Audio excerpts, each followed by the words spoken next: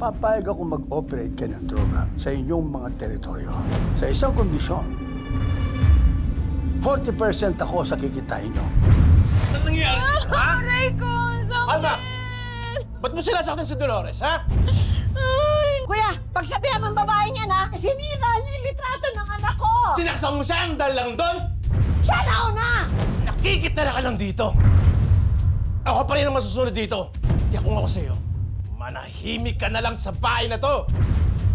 Sundin mo ang batas ko!